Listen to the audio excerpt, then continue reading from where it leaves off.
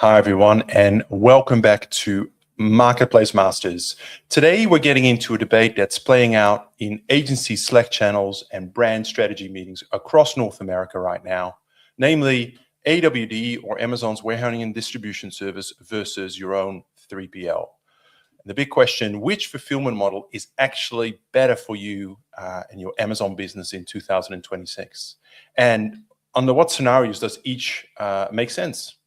Now, the timing of this conversation isn't accidental. With Amazon's new fuel and logistics surcharges live, transportation costs climbing, and AWD's West region pricing shifting underneath everyone's feet, the math is certainly changing.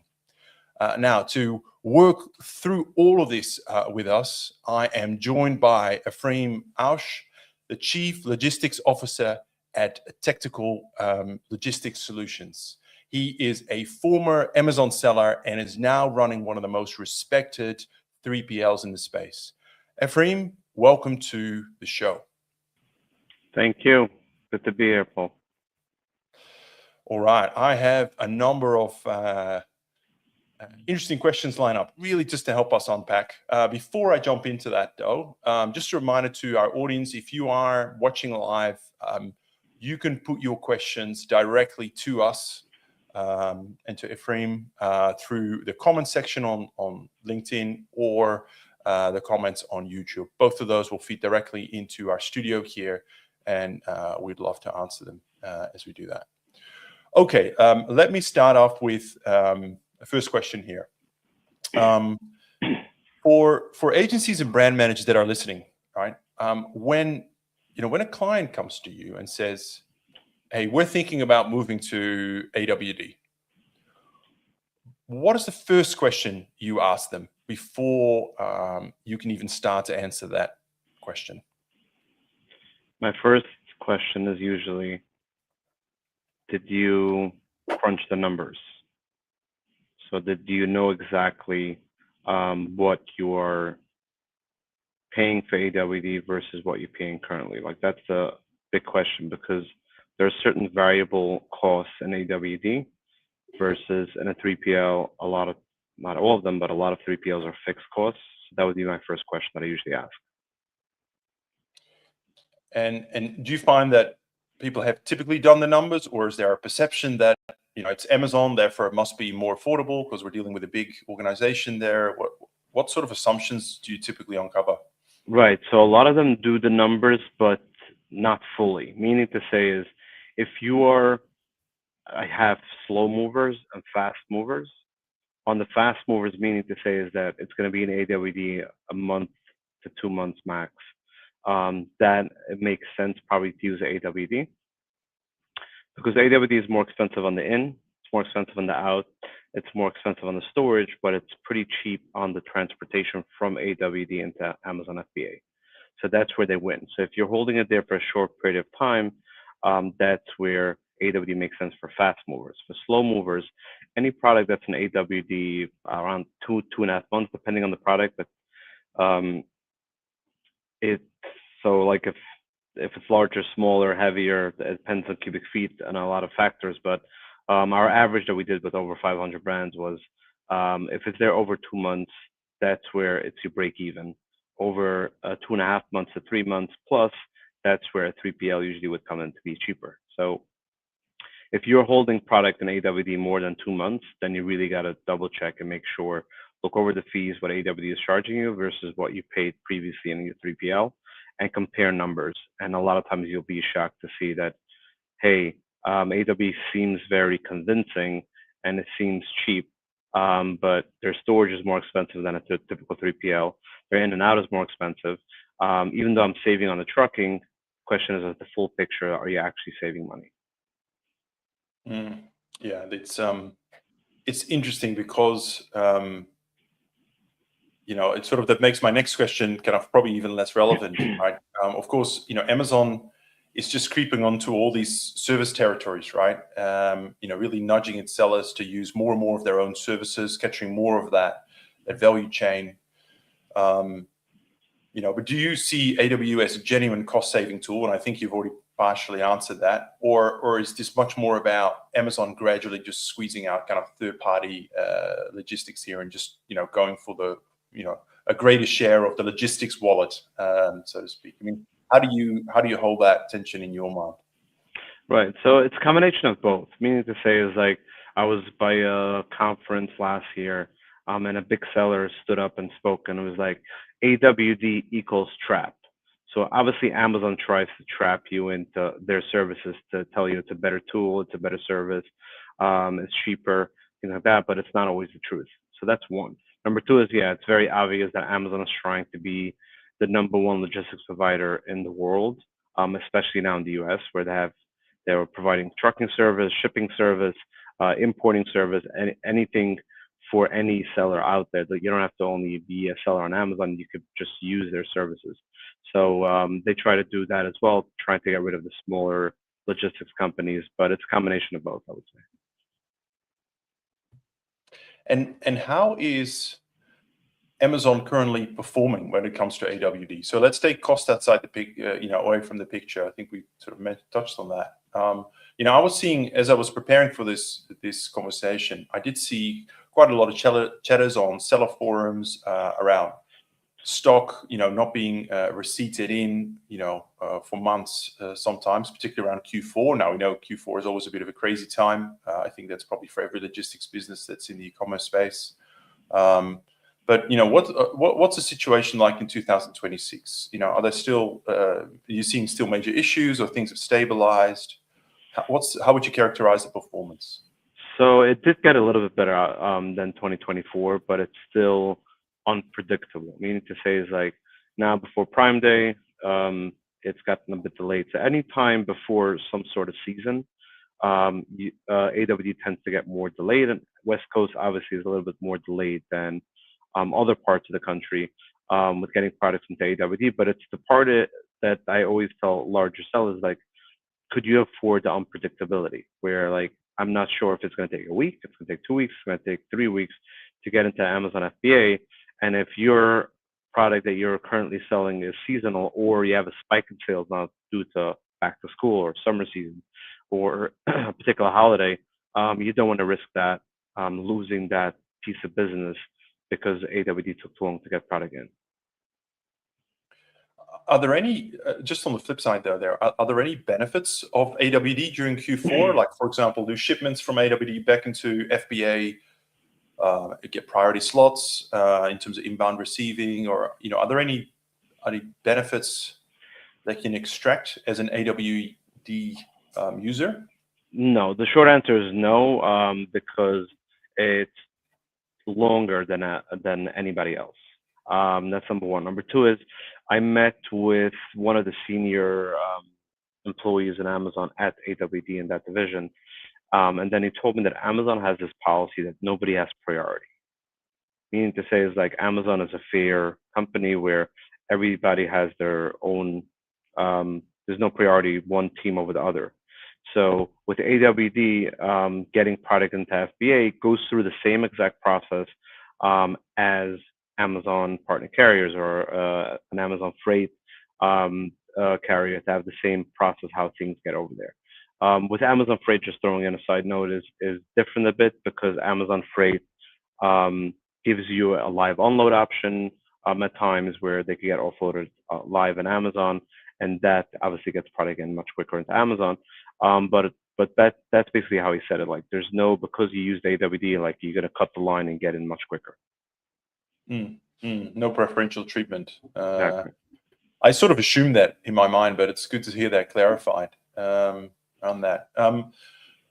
Let's talk about the West region a bit there, because there seems to be kind of some things that's going on there in terms of costs have gone up quite materially, as well as transport costs.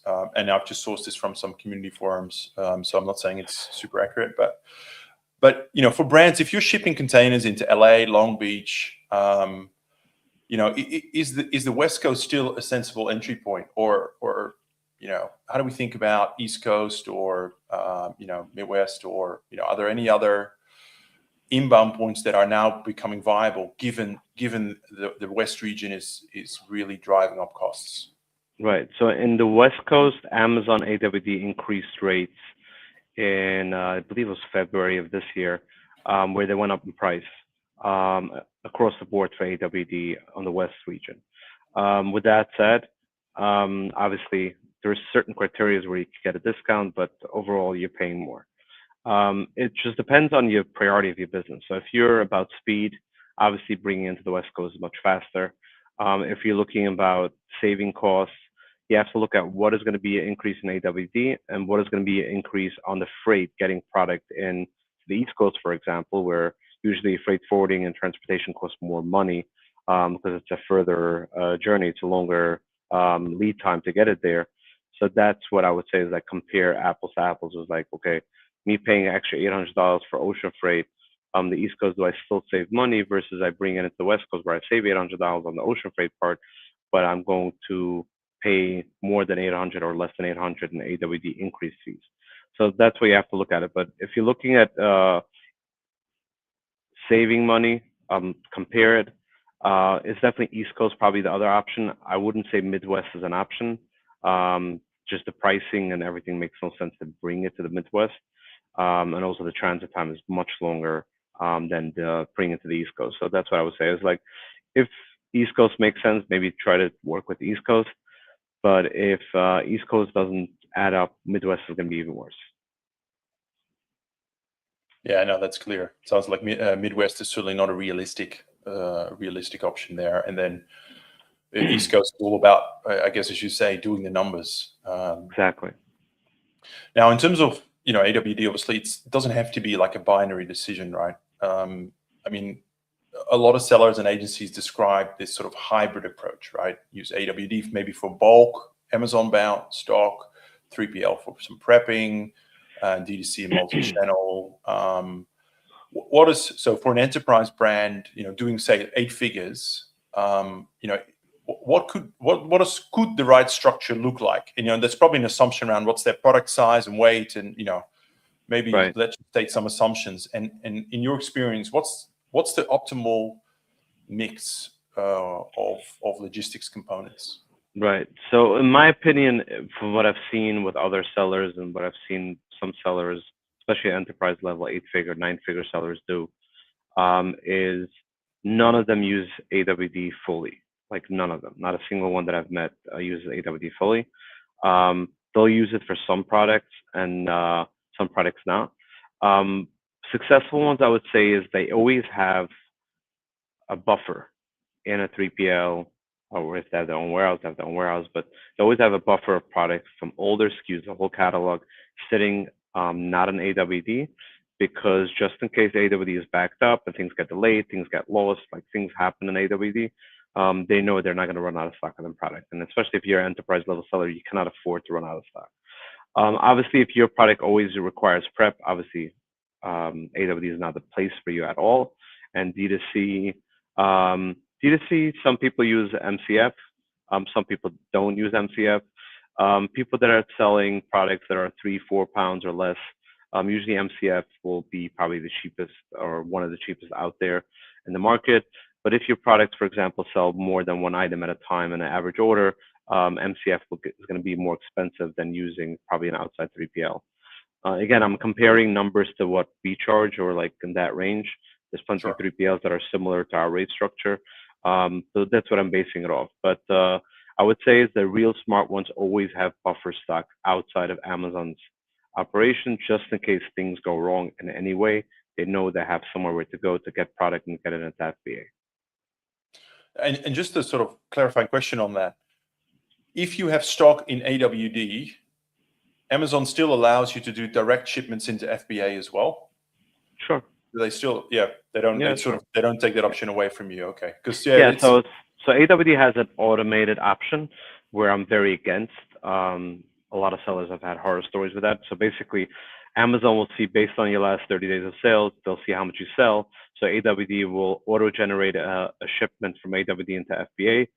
The issue with that is that if you're especially if you're seasonal, and last month you had a killer month, and this month you're gonna have a slower month. If you leave it on auto, that means Amazon will overstock FBA with product, and FBA, is way more expensive on the storage side versus any other option out there. So you could see that. So people that don't use the auto replenishment option, yeah, you can send in regular, you can send it to FBA. It's basically AWD is like basically like a 3PL with very limited amount of services that Amazon provides. That's what it is. Yeah. No, actually, my next question was actually about that whole concept of, this auto replenishment promise, right? Which sort of the marketing brochure, right? Which isn't it wonderful? You don't have to think about that. I guess that's really great if you have a product with super stable demand and things like that. But it's terrible if you have fluctuations and you end up being overstocked in FBA, as you say, very expensive storage. So yeah, I can see that going horribly wrong. Right. Yeah, I've seen stories where like it was really nice. If you have to do a removal order from FBA, it's expensive. They damage product, like 3-4% of product gets damaged in transit coming out of there, and then you have to send it back in eventually. So your whole margin is gone from that product. So it's really not a good idea to do that. Yeah. And just one more clarifying question. We spoke about MCF just briefly. My understanding is MCF is only MCF is only offered from an FBA warehouse, right? Correct. AWD is all bulk pallets. Correct. No D2C fulfillment, right? Correct. At the AWD level, yeah.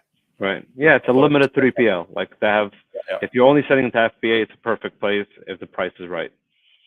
Yeah. Do you see, just out of interest, right? Do you see big brands shipping directly from AWD to like more of the offline retailers? Selling Zero. I've never met one yet, and I've met many sellers, but I've never met someone doing that. Because retailers depends. So most big box store retailers, they all have special requirements. Amazon does not obey to those requirements. Where the label has to be placed, the template of the label, all that needs special requirements. I have not seen it. Yeah. Interesting. And I was in Seattle last week, and I was speaking to some of the AWD team. I know this is on their radar. They're thinking about it. But yeah, certainly the perception I have right now is the AWD model is quite a simple, straightforward, limited storage, offsite storage model. I mean, that's probably the wrong words, but that's how I'm holding it in my mind. Basically, what it is. Again, it's very cool that you have one, like if you use AGL, AWD, or now it's GWD if you store product in China, and FBA and MCF, like if you have all your eggs in one basket, you have one dashboard, one system used for everything. Yeah, it's very cool and nice. But the question is like, is that affecting your bottom line? Or are you being lazy or leaving money on the table because you're using all those services? Or I'm actually saving money doing that. So that's what you basically have to look at it. That's basically what I was saying. Because I'm not going to convince a person it's like, hey, pay more money and come use me, right? I'm going to tell a person like, hey, let's look at the numbers, let's do analysis. And then if the price is right, it makes sense to stay there, I'll tell them stay there. If the price makes no sense, then obviously 3PL is an option here. Yeah. Well, that's, you spoke a little bit about like what products make sense and not make sense, but I'd love to just drill down a little bit deeper on that question. As I was doing some research, I noticed that, for small, lightweight, fast turning products, maybe the AWD model could be more expensive than shipping directly to FBA. Maybe the transport cost is less. If you maybe were just, are there some example products that you've seen, you're saying, guys, these are no-brainers, you probably should look at AWD as your first preference, right? Versus other categories, examples of product you go, very unlikely, guys. Like just, yes, run the numbers, but I can, 99% guarantee the numbers are not going to look good for you on these, right? AWD makes no sense. I mean, can you talk us maybe just through some practical examples so that we give our audience a bit of a template to say, right, if it sort of looks like this, it's worth looking at. If it looks like that, forget about it. Right. So yeah, definitely. So for example, on the like small light products, Amazon charges on storage on cubic feet. They charge on transportation from AWD to FBA is cubic feet. So if you, for example, sell pens, right, and you have 400 pens in a Mastercard, right, cubic feet, whatever you pay for it is like very minimal cost. So AWD might maybe make sense if you're paying storage on cubic feet and then transportation to cubic feet. But if somebody sells like glass jars or coffee machines or light fixtures, like bulky items where it's 1 or 2 units in a Mastercard, and even 3-4 units in a Mastercard, AWD charges between in and out, it's I think $2.70 if I remember correctly. So it's $1.35 in, $1.35 out, plus storage and plus transportation to FBA. That's where it gets really pricey. So if you have 1 unit in a box or 2 units in a box, potentially it's costing $1.35 to $2.70 just for that unit in and out fee in AWD. Plus, if it's a bulky box, the cubic feet is pretty high, and you're paying a couple dollars per unit to get it in delivered into FBA. So that's what I usually look at is like, what does it make more sense? So if you're more of a bulky product, even standard size, but it's bulky item, or it's you have very small amount of units per master carton, that's where you're going to get dinged a lot because most 3PLs are way cheaper than 270 in and out for a box. And then storage, obviously they're cheaper as well. So it's just the transportation cost where Amazon AWD is pretty cheap, but at the same time, if it's bulky product, you're overpaying. So that's where I usually where I'll put the sand like in the middle and it's like, okay, this is where it stops and this is where it makes sense, this is where it doesn't make sense. Yeah, that's interesting. I mean, it sounds like units per master carton is a good proxy, assuming that the master carton isn't massive, right? Right, exactly. So, Yeah, so I would say like small pen items versus pens, scotch tape, little scissors, like smaller product where you could have 50, 60, 100 units in a product. We have plenty of customers that are bulky, like they sell, like I said, like a light fixture. We have a coffee brand, glass jars, many different items like baskets, bins, all these type of things are bulky, and that's where you get killed pretty hard on the cubic feet. And then, or for a lot of customers, that's always like, why do you only have 4 units in a box? If the box weighs 20 pounds, for example, right? And it's pretty small, and you could put in another 4 units or 10 units in the box, and it's still going to weigh under the 45 or 50 pounds where Amazon requires, and you're maximizing your box. So the in and out is cheaper, then obviously it might be cheaper. So that's basically, that's how your brain has to think is like, how do I maximize my cost? So if you use 3PLs, like how do I maximize the 3PLs? For 3PLs, like if I maximize the pallet and storage, that's where you maximize in 3PL. And Amazon is like, the more units I have, if I'm getting charged an in and out fee per box, let me maximize the box, right? But then you got to think about how big is it going to be? Like, it shouldn't be too big because then you get killed on the cubic feet. So that's where I would tell people to think and start crunching numbers that way. Yeah, I mean, for me, the big takeaway there is really understand how the cost structure works, and then ask yourself the question: have we really optimized for that in terms of packaging, configuration, all of those things, particularly in the current climate, which actually is a good segue to go into the broader cost piece. Obviously, logistics cost is under enormous pressure this year. It's having a material impact on the bottom line for a lot of sellers and the agencies that support them. I sort of have a two-part question. The first part is really focused on the 3PL side, and the second part is a much broader piece. But in terms of the 3PL, let's say I'm an enterprise level brand. I've got really good volumes. I'm dealing with a 3PL, or I'm considering changing. What are part of the terms or SLAs and pricing structure that I could really push this year? I mean, where is there some movement to negotiate and trying to reduce some cost in terms of 3PL? And then I have a follow-up question which talks about the broader logistics picture. Right. So my goal always was, when I was a seller, I was in the grocery line, so I sold gift baskets, bulk chocolate. So I used a co-packer. So I imported products from overseas. I cleared customs. I used trucking company to bring the product to my co-packer. I used a co-packer like a 3PL. Basically, they packed my stuff and stored it and shipped it into Amazon. And then I used the truck company to get extra products into Amazon. So that's basically where I had always a hard time figuring it out, like what's my actual cost per unit, because some costs were not variable. Were variable, some were fixed, some were not.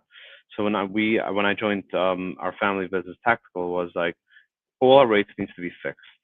So if you're using a 3PL and you have costs where they're very variable, like it's cubic feet or um, a pallet comes in. It's like you could even have two boxes. You're paying a full price. Like that's where areas where you could try to play around with um, and try to figure out. I mean, costs did go up. Fuel is really high now about the war.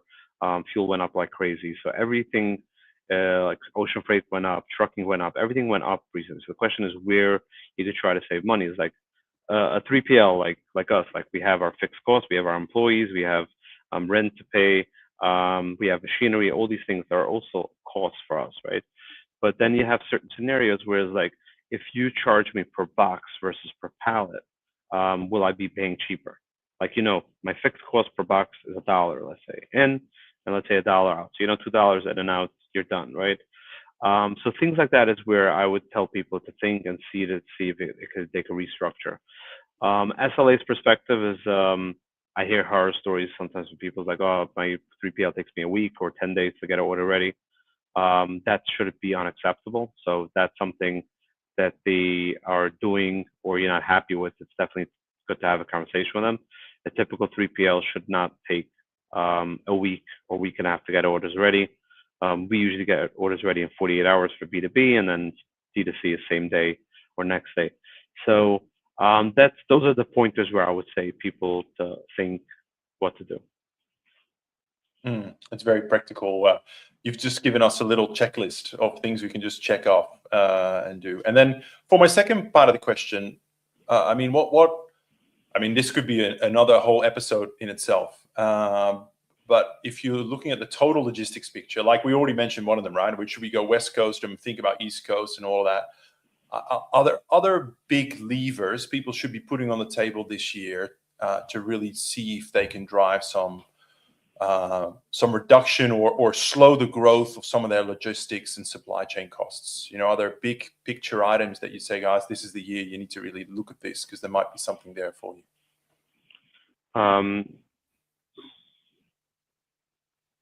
I would say it's like in the past year and a half is where a lot of people have woken up and realized, because it was this COVID era where a lot of logistics companies were taking advantage of people and just charging a lot of money because they knew the demand was there.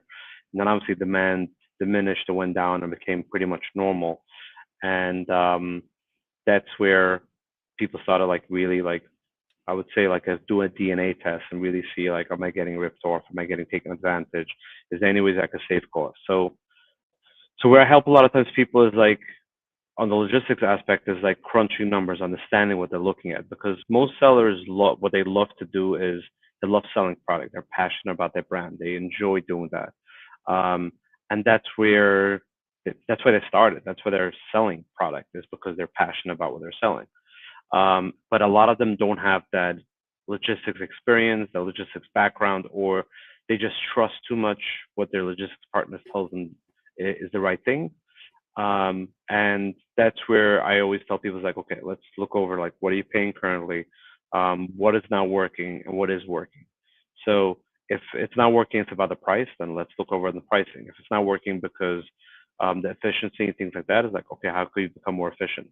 So, and I could tell them like sometimes like certain products, like just this use AWD for this, just send them directly into FBA because you're moving so fast. There's no reason for you to go through a 3PL, or there's no reason even to go through AWD. Just go straight into FBA. Different scenarios like that. And then also about diversifying. It's like you have this established brand, you have all this going for yourself. Now, is how are you going to diversify your product? Because Amazon, if you have all your eggs in one basket, it's not the healthiest of things. Like we all know Amazon sometimes could do certain things where we don't get happy about, or it's increasing fees, or a listing gets shut down, or you're fighting with a competitor that keeps on getting you shut down from Amazon. Like all these type of things are in a certain way risky, right? So by diversifying, going on TikTok Shop grew tremendously in the last year. Starting your own Shopify store is an investment, but also could grow.